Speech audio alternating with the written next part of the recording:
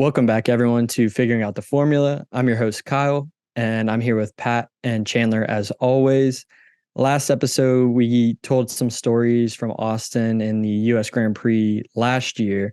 Well, this episode, we're getting back to the basics. This weekend was the Mexico Grand Prix. Before we get into the race weekend, let's raise one up for our Mexican hero, Checo Perez. Olay. Cheers. So we're just going to go ahead and skip the practice session here.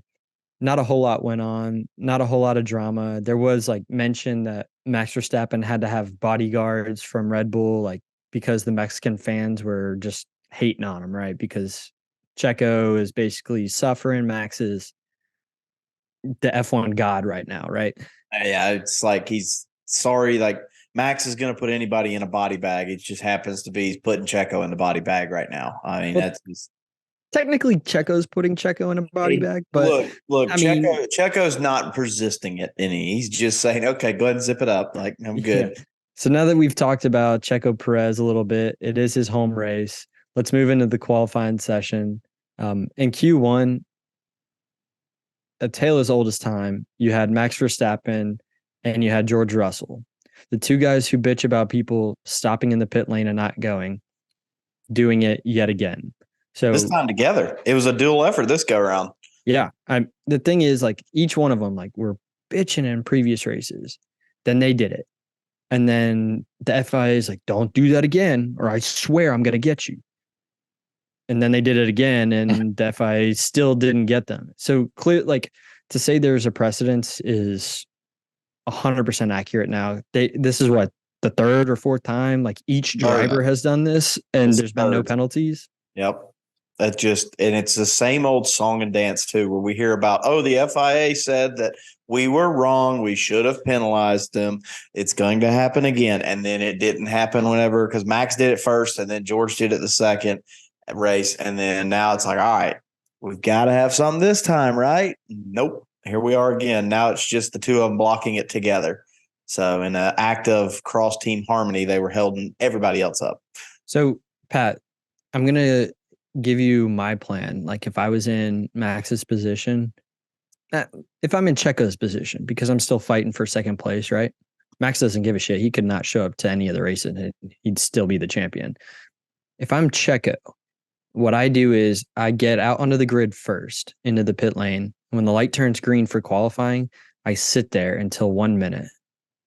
And then I don't let 19 cars cross over the line. Only I get to put in a time. Bada bing, bada boom. You do that for 3 sessions, you're on pole. I mean, what are they going to do? Do qualifying all over again? They're not going to stop you. There's a precedence. There's a precedent. I mean, they can do whatever the fuck they want. They're not going to stop you. Could you imagine that, though? Sometimes you got to think outside the box. Seriously, could you imagine? It's simple math, you know? I mean, I mean, at the rate that they're going, you might as well just go ahead and say fuck it and try and do it. You know, what's the worst that can happen? Oh, you get, disqualified from qualifying. Who cares? Okay, if we're going crazy things, how about Checo just he does the track in reverse. That way he loses time, because if you go in reverse, then it's fine. Yeah. Yeah. Checo does his lap and stops and then puts it in reverse. Yeah. He's like Toe Mater. Yeah. Backing up. He's the world's best backwards driver. I swear to God. Mater Perez. Mater Perez. The other thing that happened in Q1, though, Chandler, this guy, he pretty much messed up our team's whole plan. So me and Chandler are Lando fans. It's Q1. Lando he had a terrible time his first go round. What happened on the second go around that ended up costing Lando in the end? Yeah, so of course, we talked about it before. Try and get that last lap in. You got the first time on the board, which Lando did not. He botched it. I mean, it was pathetic first go. Come in, change tires if you need to, get ready, make any adjustments that you legally can make. Get back on the track with as little amount of time as possible. Run your flying lap. Lando's coming around In sector 3, so the third last sector of the track, on the tail end of his flying lap, would have comfortably got him to Q2. Fernando Alonso, in what some might say is a little bit of gamesmanship, because now that we've passed them, McLaren is going to put the ass in Aston Martin, because all the Aston Martin seeing ass and elbows from the papaya is anyhow. Spins out, yellow flag comes out. As a result, Lando's got to pump the brakes, slow it down, and therefore is unable to put in a hot lap. And as a result was, I think, originally he was 20th, but then like Logan Sargent's time got deleted, so he got bumped to 19th. So starting off the race in P19, probably the lowest that we've seen a McLaren since the first half of the season, probably. I was about to say since at least Austria or Canada, like before the race before then. Just wild. I don't know. We may not have seen this might be the first time since then we've seen a McLaren out in Q1. I'm not sure about that, because Oscar's had some bad luck here and there. Yeah, but it's rare the last little bit. Actually, come to think of it, Oscar got screwed by an Aston Martin. I don't remember if it was Fernando Alonso or Lance Stroll. Where was it? They were maybe Qatar, where they were coming out of the last turn, spun out, crashed, and then Oscar was right there and it ruined his That life. was Lance Stroll's big wreck. Yeah. So I don't know. Fernando Alonso has been known to maybe have purposely crashed to get an advantage for a teammate before. So when he was on McLaren, he didn't actually hit anything, though. He just spun out. So it caused the yellow flag, which you automatically have to slow down in that sector of the track. So it sucked, but it ended up making the Q1 results, like out in Q1, you had Logan Sargent, like you said, his lap time was deleted. Then you had Norris, Stroll, Magnussen, and Ocon. Amazingly, this race, even though he was out in Q1 again, Lance Stroll did not punch the fuck out of his advisor or fitness guru, whatever the fuck he calls it.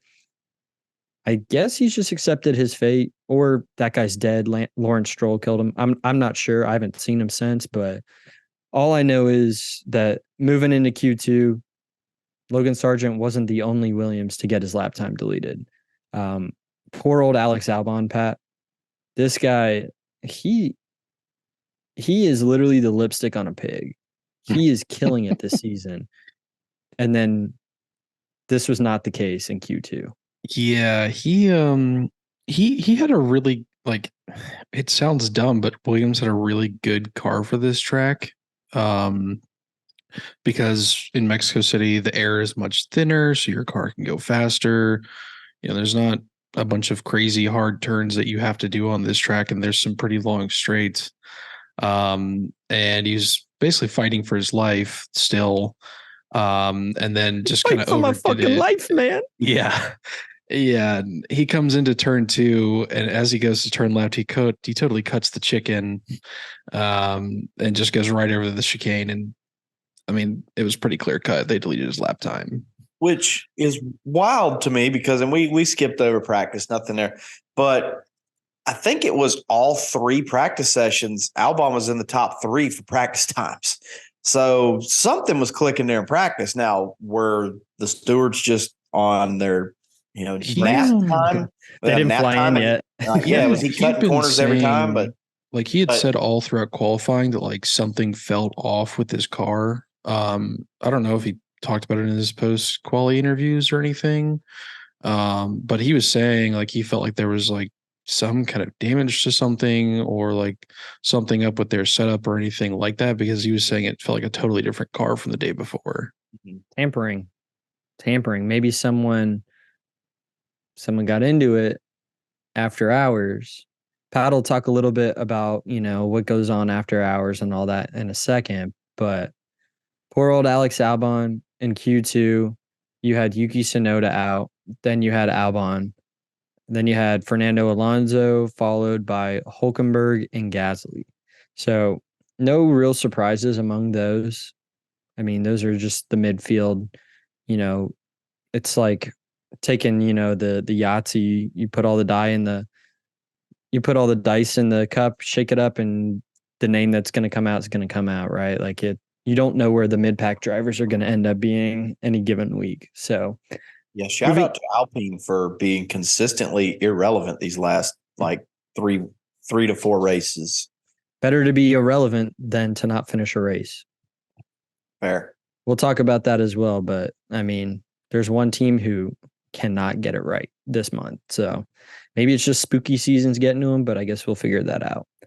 Moving into Q3 though, great qualifying session, nice and quick. There was no accidents, so the hour long it takes for a qualifying session. I mean, boom, it was an hour, nothing crazy.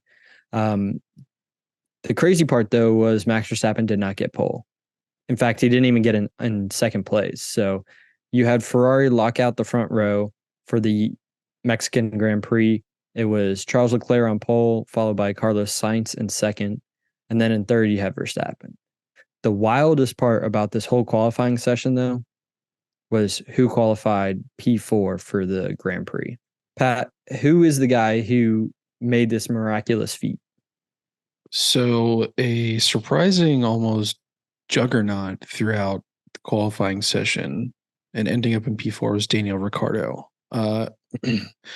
He came back in Austin. He had some issues with mechanical damage. Didn't really have that great of a race. But he got toes from Yuki. Yuki knew he was screwed. So he was like, let me help Danny get into Q3. And then I don't know if Danny flicked a switch they forgot to turn on all season or what, but he just nailed it right into P4. And pretty much throughout the whole qualifying session, he had looked really strong. So, I mean, I didn't even pay attention to pole. I was like, where's Daniel Ricciardo going to end up? And honestly, I mean, you couldn't really ask AlphaTauri for a better result from that. No, if you get above starting in 10th place in a AT, then my God, it's a great weekend. I was about to say, when's the last time has the Sugar Red Bull finished in the top 5 in any session this year so far? I don't know about the actual AlphaTauri team, but Daniel Ricciardo, the last time he qualified P5 or higher was when he won in Italy for McLaren. So that was a really good sign for what was to come. Obviously, like, AlphaTauri is not going to win the race. It's barring something crazy at the start of the race, which almost happened. I mean, there's no shot that an AT is gonna beat those cars. It's just night and day difference. It really is. But for Yuki Tsunoda, the real MVP of the qualifying session, he was out. I mean, he was gone. He was out in Q2, and that was it. But he was able to help his teammate that much more. That was amazing work. So normally you hear Yuki bitching, and we did this weekend, just not at this point. It was a great change of pace for him. It showed he matured a little bit and he was ready to help his teammate, whoever that might be. So as we transfer from the qualifying session to the race part of this race weekend, let's make a pit stop here in Pat's paddock. Pat, you can talk a little bit about what we touched on earlier about those after-hour shenanigans that might go on in the garage. Pat. So welcome back to Pat's paddock, everybody. So we're going to talk a little bit more about what's called Parc Fermé. So earlier this season, we've talked about like engine allotments and part allotments and how people will take grid penalties, et cetera, because they've used too many engines or transmissions and things like that. So Parc Fermé actually, it had a very big impact last weekend. At the end of the race, all the drivers have to drive and quite literally park in Parc Fermé. And then for a couple hours after, the FAA will essentially randomly inspect the cars for any kind of infringements from their long ass rule book. Last week we saw it with Lewis Hamilton and Charles Leclerc getting the wooden skid blocks checked under their cars for essentially riding the car too low. And they both got disqualified for being under the limit over the limit of wear. We've seen this in previous years where, for instance, Mercedes had a bendy rear wing. Max Verstappen got a $50,000 fine because he touched the Mercedes car when it was in Parc Fermé conditions where literally nobody is allowed to touch the car except for the FIA. Meanwhile, you can correct me if I'm wrong, but meanwhile, you had Inspector Seb for fucking 45 years, like literally has a spyglass on every single car, and he was fine because he didn't touch it. He didn't touch it. He didn't touch it. And that's the big thing is teams after the sessions can only work for a specified amount of time, one for their own sanity, and two, because basically to prevent cheating. Like we said, if you ain't cheating, you ain't trying in F1. And it used to be a very rampant thing. And so now the way it works is after a car goes out for Q1, they're essentially in parc fermé conditions. They can't basically modify any parts for performance. If the car crashes, they can modify parts by swapping them out so that the car works. They have to get written approval from the FIA for any of like the core components, like your engine, transmission, things like that. And then other than that, pretty much the only thing you're allowed to do is basically re-up the fluids and do some basic, car maintenance like you could do in your car at home. But outside of that, any touching or modifying of the car outside of parc fermé conditions is strictly prohibited. And you can get severe fines, points deductions, things like that, if you're trying to work on the car essentially whenever you're not supposed to be. Yeah, it's an interesting theory, right?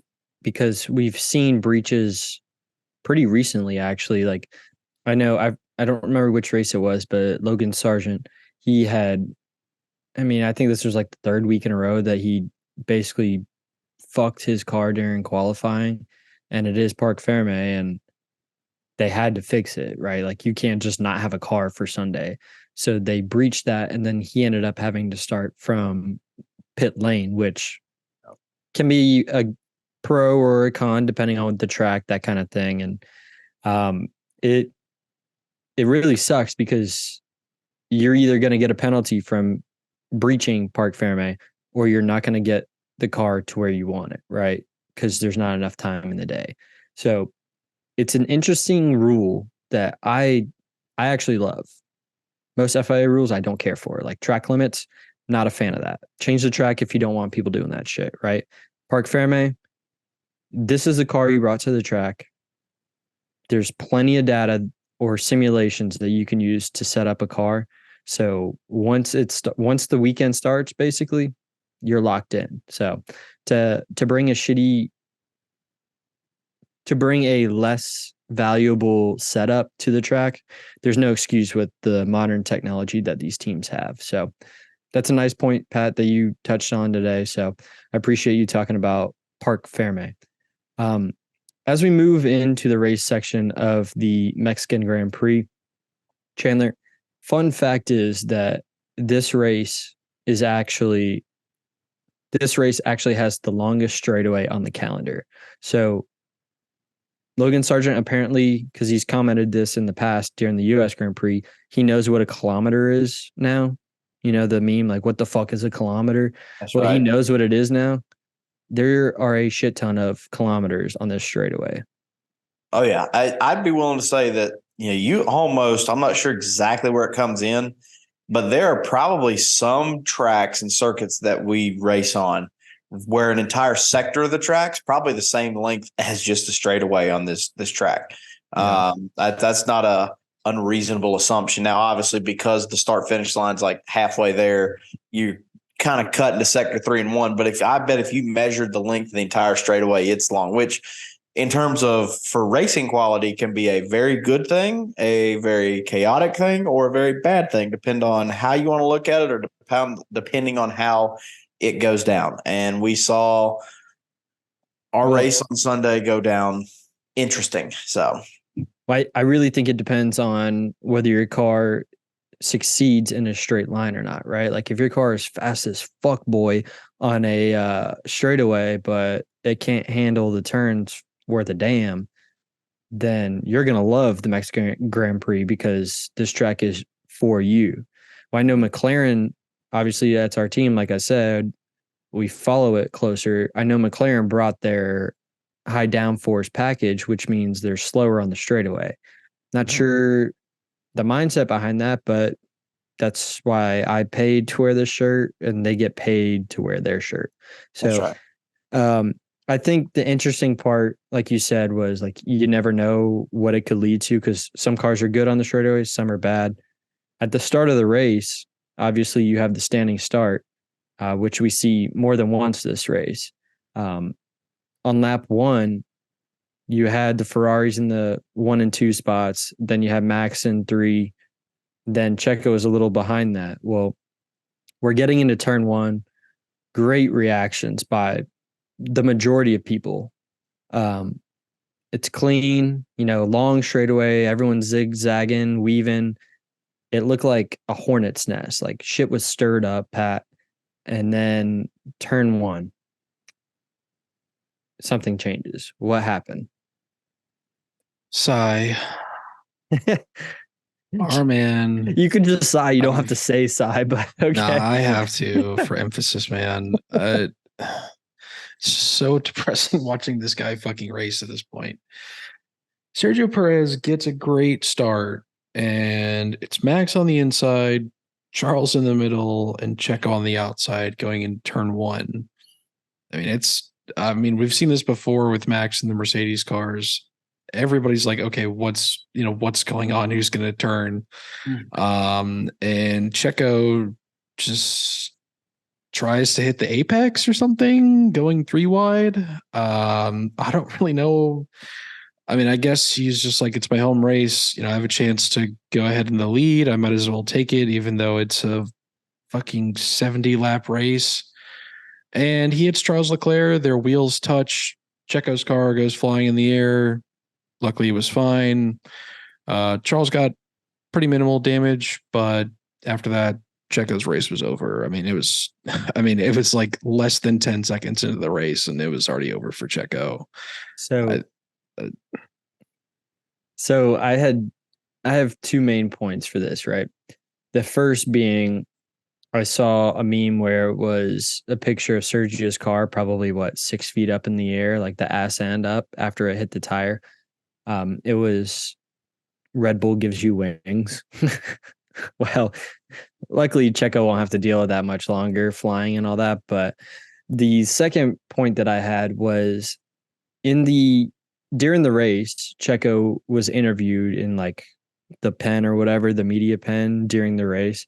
And he had said, well, this is my home Grand Prix. If you think that I'm not going to take a opportunity to get the lead or to pass, then you're crazy. Basically, like, obviously I'm paraphrasing, but it was along the lines of, if I see a gap, I'm taking it. Checo had a hell of a run on everybody, right? Like, he came from behind, like 4th, 5th position, and he got a hell of a strips. He had a hell of a slipstream, and he's like doing the whole, Talladega Nights slingshot engage. He gets through here, through there, and then he gets on the outside, and then he definitely should have braked. Basically, from what I saw, it looked like he thought he had a bigger run than he did. Mm-hmm. But in the interview, he said that I thought Charles would brake sooner than that, not brake when I braked. So he thought he could outbrake Chuck. And Chuck's like, yeah, I'm not doing that.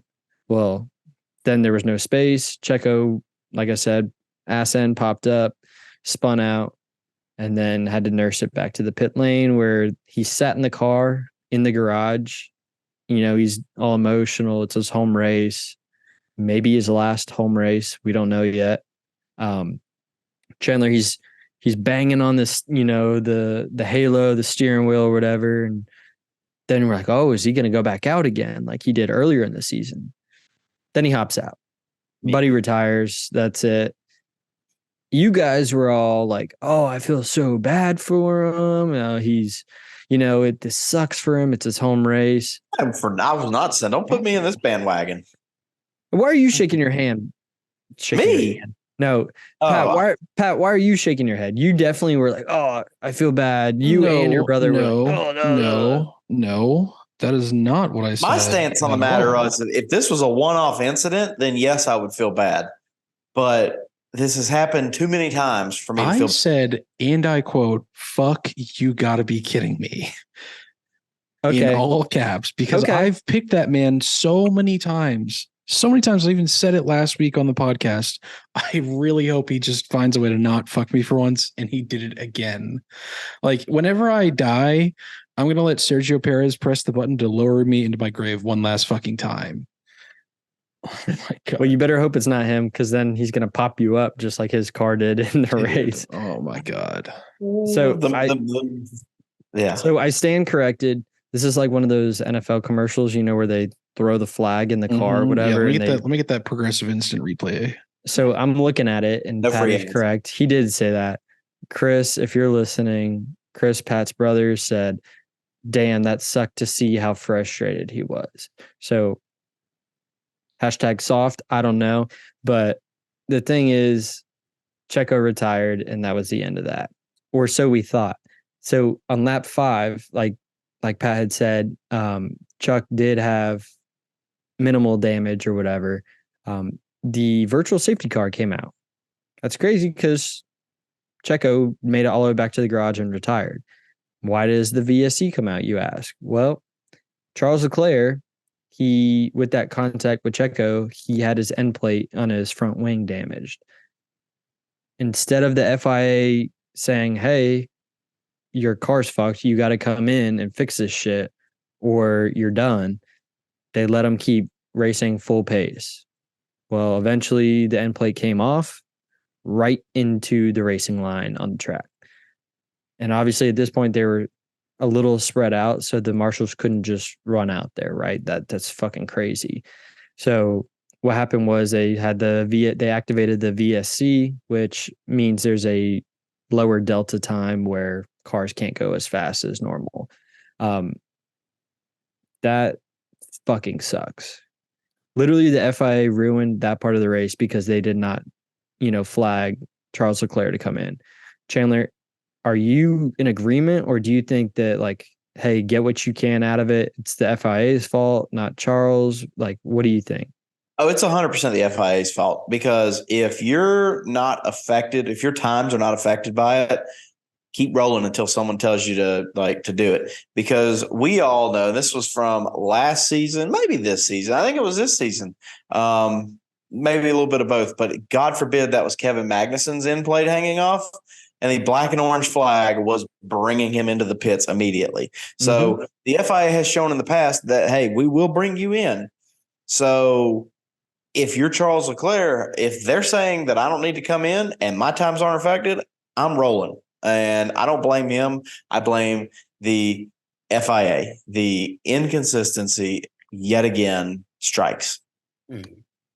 Yeah, I mean, you hit the nail on the head. I 100% agree with your take. You talked a little bit about K-Mag having troubles in the past or whatever. On lap 33 of this race, though, he got screwed. I don't know if it was the F1 gods, Haas, or just the part itself. It looked like, based off what like Jensen Button and Crofty and all those guys, even Karun, I believe, was on the broadcast. They said immediately that K-Mag, he broke his suspension.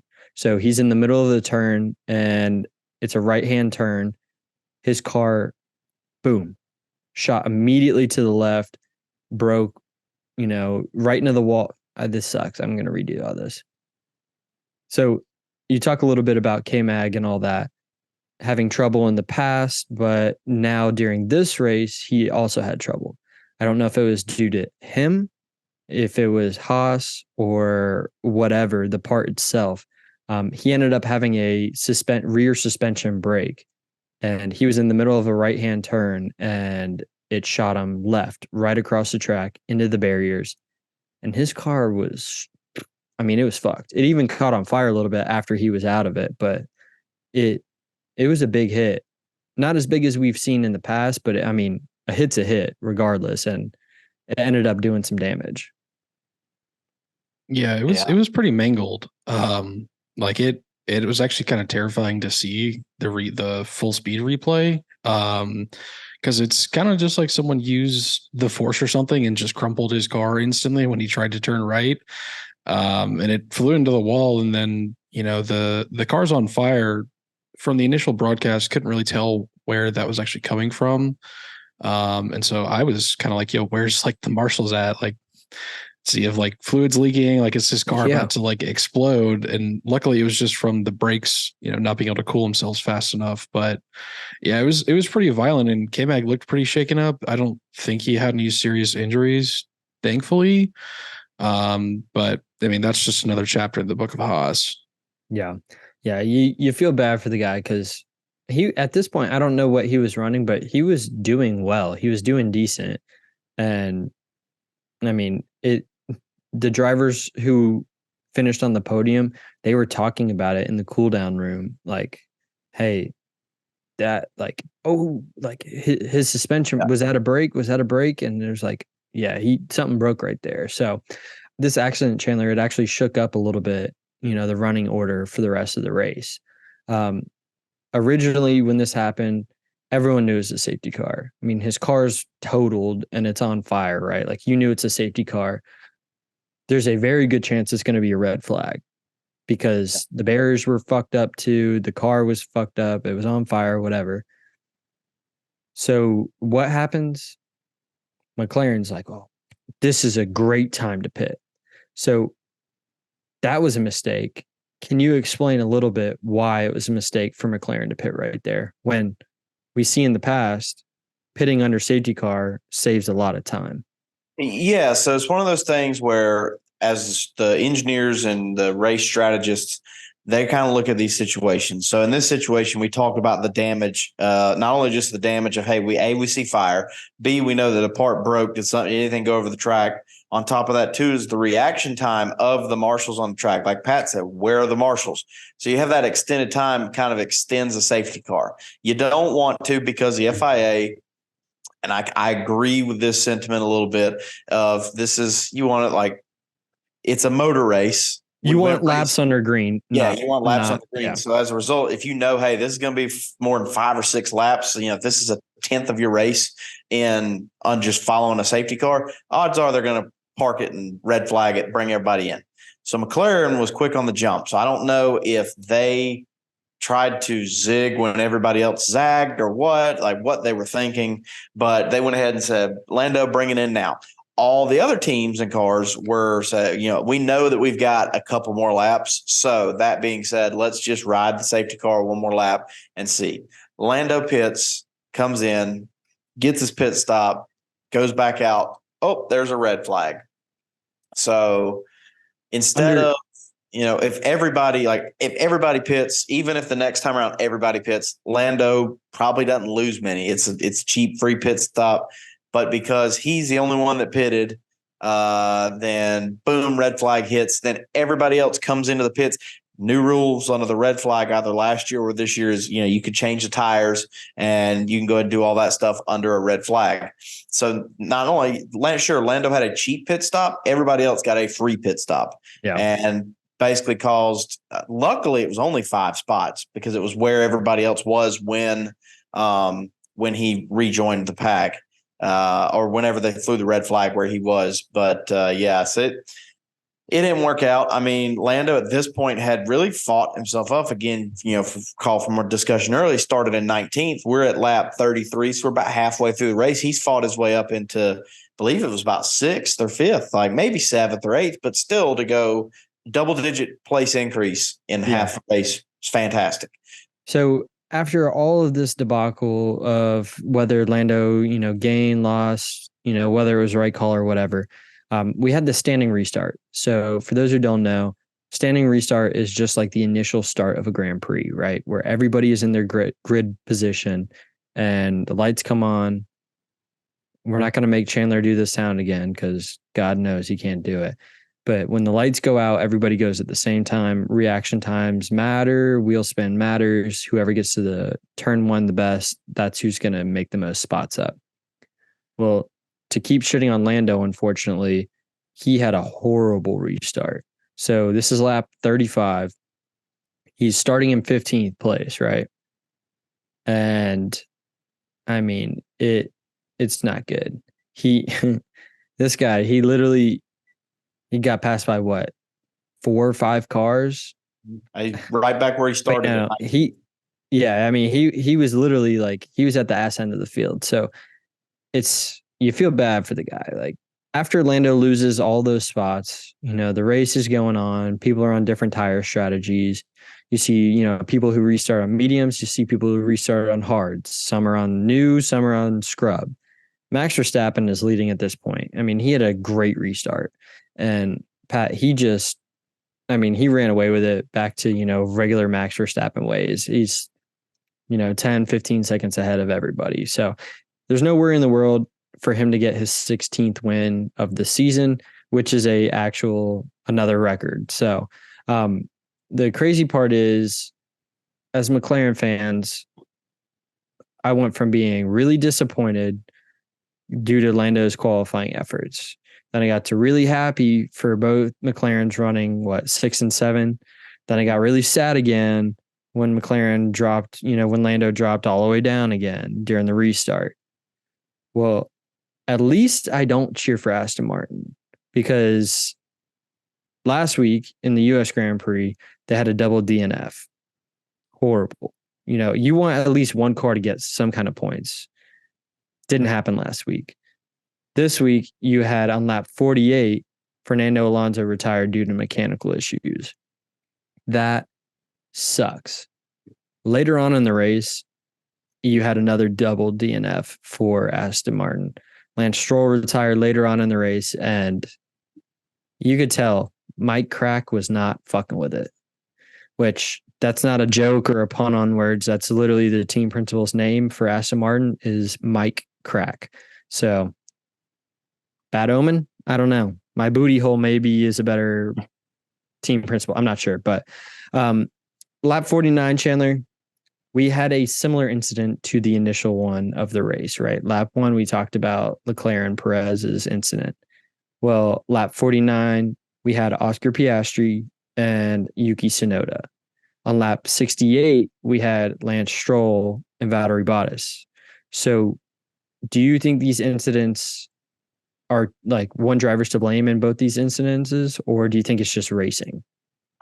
I think I think they both fell in that gray area, but I think they're both closer to a racing incident than anything. I mean, at the end of the day, there's going to be both parties involved are going to say it was his fault, or it basically, rare is it whenever we see a team say, hey, it was my fault. Usually the person who's at fault just says nothing and the other person said it was his fault.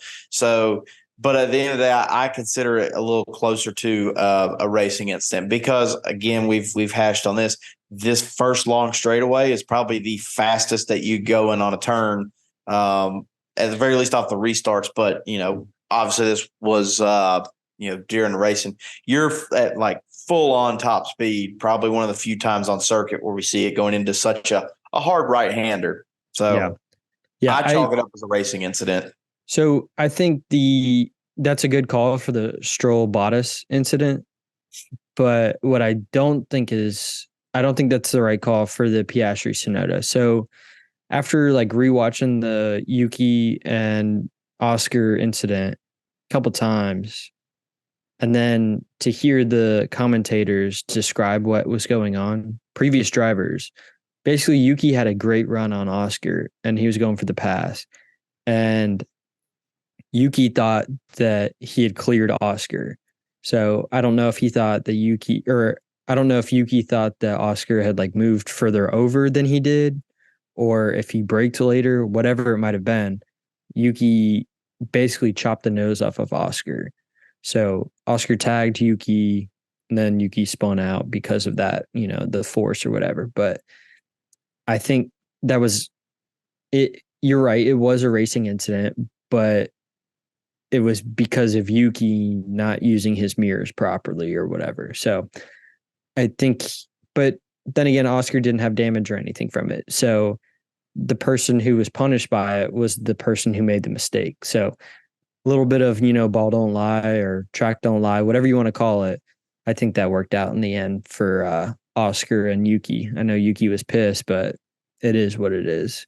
So there wasn't really much that happened the rest of this race after the Lance Stroll, Valtteri Bottas contact. So it was a nice little podium, a familiar one. Um, Obviously, like I said earlier, the person who won his 16th race of the Formula One season, which is insane. It's breaking records left and right. Max Verstappen got the dub at the Mexican Grand Prix this year. So you had Max who won, and then in second place you had Lewis Hamilton, followed by Charles Leclerc. So great racing. Ferrari kind of fucked it up, but not totally, because you had at least one race car driver on the podium. I don't know, because I mean, how many times does Charles Leclerc need to start from pole and not win a Grand Prix? I mean, that's the tale as old as time. Now at this point. Yeah. Like, you should almost, like, Vegas probably juices the books a little bit more when they see that Charles Leclerc wins pole. Oh, 100%. Yeah. Something to note was the driver of the day. We've touched on this a lot today, but Lando Norris, he won driver of the day, which I'm biased, Pat, but when you drive from 15th place starting out to 5th, you deserve driver of the day. I don't care how many people retire. 100%. Yeah, I don't care how many people retire, Pat. I think that's your title and you deserve to have it. Yeah, I mean, there was no doubt. I mean, he started in like 19th or something. I think one or two people started in the pit lane, so chalk it up 17th, but still, I mean, really, if they hadn't made that pit stop under the red flag, he probably could have gotten on the podium. That's how fast he was. Yeah. One good pit stop made the difference, or in this case, one bad pit stop made the difference. But a 5th place after all that, and then you had Oscar, who still was in points as well. Then you compound that with the Aston Martin, another double DNF. I mean, things are looking really good for the Silver Arrows. But moving from the driver of the day, this was a roller coaster of a weekend for me. So in the U.S. Grand Prix last episode, we made our predictions for the Mexico Grand Prix.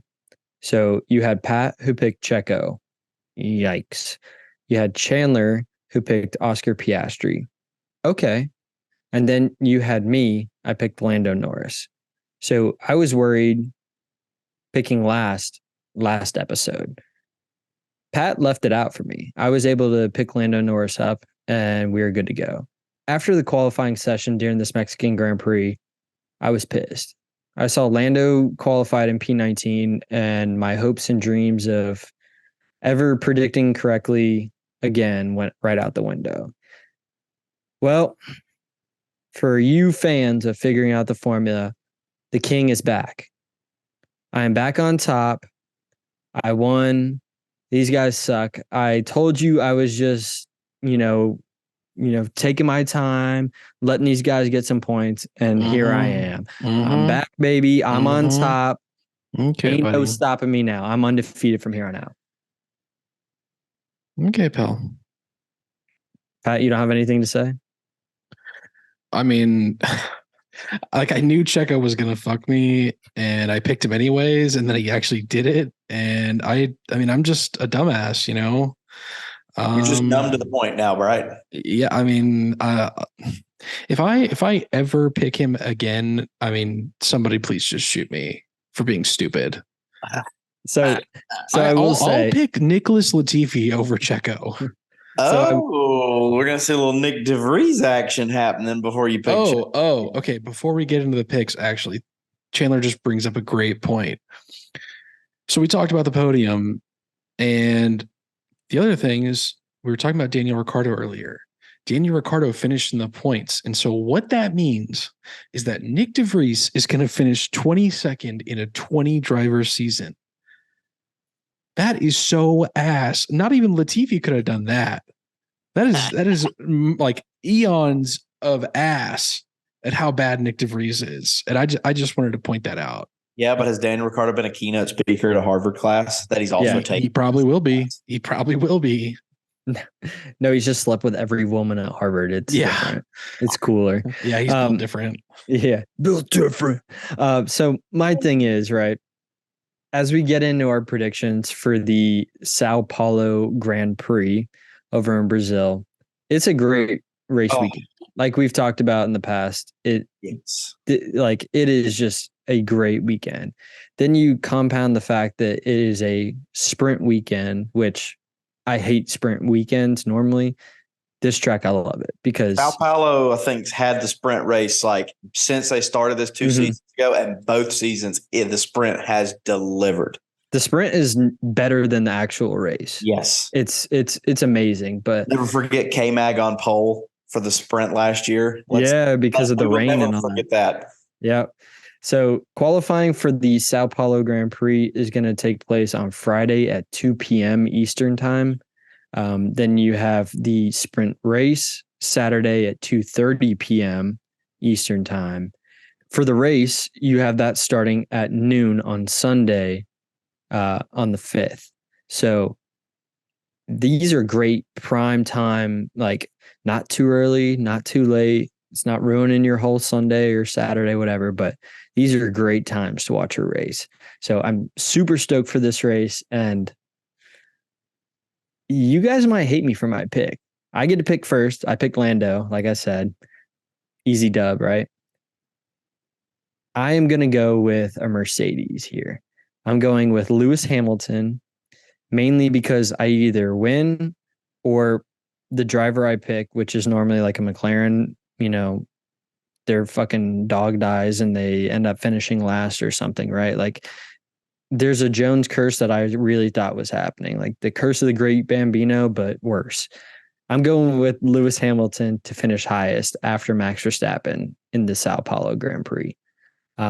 Moving on, Chandler, your pick for the Mexican Grand Prix actually finished the race, so you get to go next with your pick. Who you choosing for the Sao Paulo Grand Prix? I'm actually going the same line of direction as you. I'm going with the defending champion himself, Mr. George Russell. The last time the only time he's won a race was here in Sao Paulo. So we're going to stick with Mr. Russell. I think that he had what it takes in that Mercedes. Mercedes has come on strong lately, so I kind of like their chances. Yeah, for sure. And before we get into Pat's pick, if we're wrong and both cars end up like wrecking each other, I'm okay with being wrong because that means Mercedes wrecked. So it's fine. It is what it is. Fine with me. Pat, you picked Checo Perez to win the Mexican Grand Prix.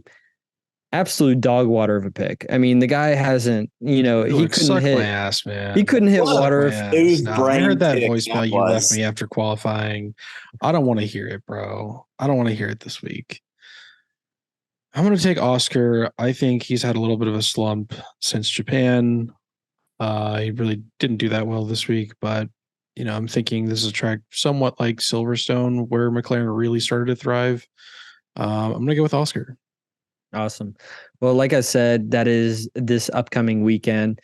Great times. Don't forget to like, comment, and subscribe at Figuring Out the Formula.